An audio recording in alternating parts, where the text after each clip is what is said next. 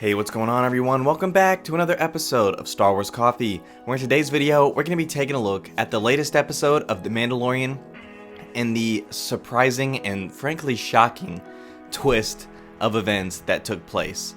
That's today here on Star Wars Coffee.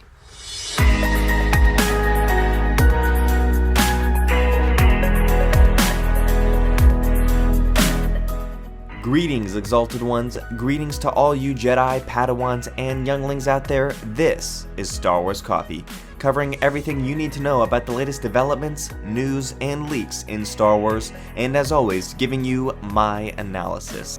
Star Wars Coffee channel memberships are now live. I want to give a special shout out to Neon Victor, BSimms, Daniel, Richard, and Reina. And of course, this is the way to maximize your Star Wars Coffee experience.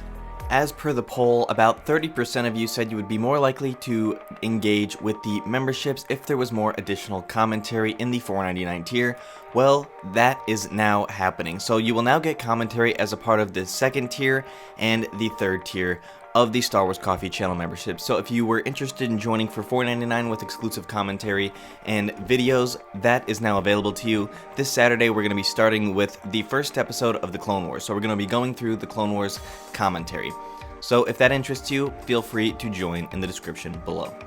Okay, with that out of the way, this latest episode of The Mandalorian was absolutely insane.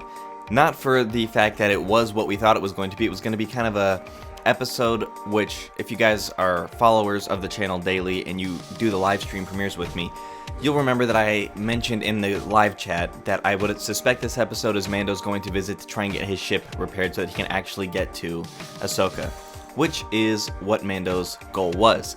However, the plan that Greef Karga and Cara Dune had was an unexpected surprise in the middle of this takeover. So they thought it was just an unarmed base. And then we come to find out that this was a lab. Then we come to find out that the client was obviously working for the Empire, which we already knew based on the Stormtroopers from the first season. However, we also learned that the child has the highest M count. M obviously means the midichlorian count.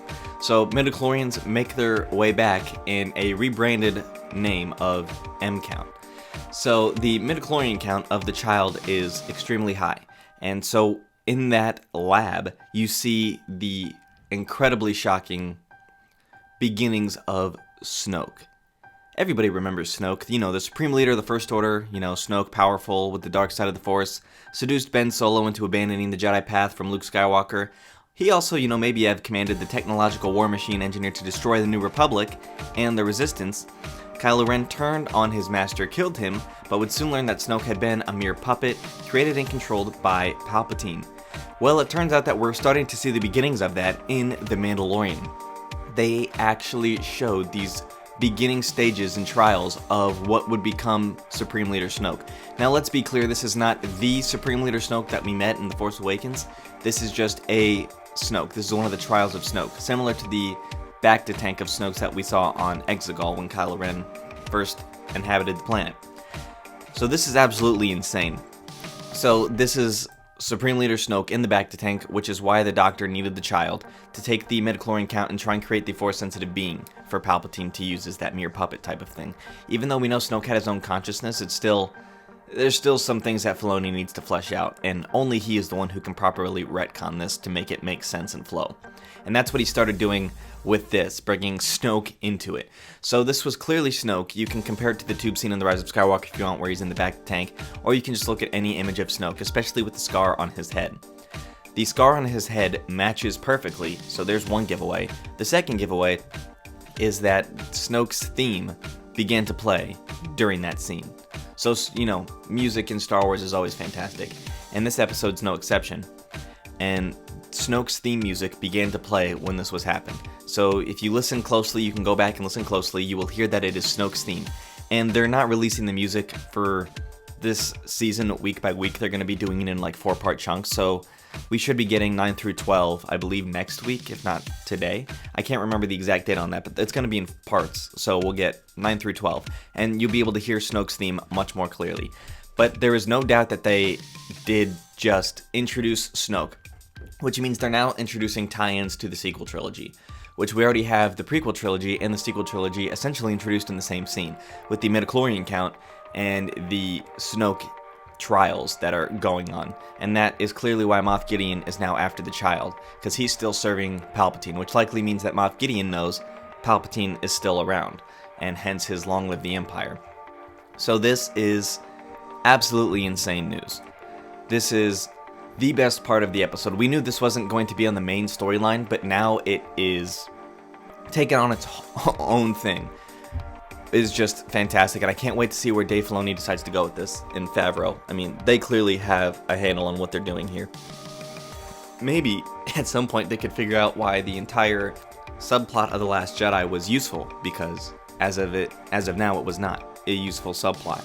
So they completely wasted half of the movie. So maybe if Filoni can come up with a way to retcon that somehow in a future Star Wars project, that would be great. However, this episode was great. This season is moving along quite nicely. Next week we will be seeing Ahsoka. Very excited about that. So this episode overall, I know a lot of you have been asking me my overall opinion of it, let alone this mind-blowing Snoke reveal. The episode was great. I enjoyed it. The Mythrol was hilarious. He was providing the good commentary. Grief Karga was just like, are you kidding me? What's with this guy? That was funny. Cara Dune completely destroying everybody was absolutely awesome, hitting back with that MMA career stuff. Episode was great. Mando was great. The child, a lot of good funny scenes in that. So this was an enjoyable episode through and through, and I can easily see myself rewatching this one if I'm simply going to pick and choose episodes, just simply about the level of enjoyment I got while watching this one. But let me know what you guys think about this in the comment section down below. Thank you guys for watching. May God bless you and the Force be with you always. If you enjoyed this episode, and frankly, even if you didn't, don't forget to subscribe. Do it! And if you want to help spread the word, please give this video a thumbs up and tell your friends to subscribe. Please check out the official Star Wars Coffee merchandise, and don't forget to check out all of the content playlists on this channel, including The Rise of Skywalker, The Mandalorian, and much more.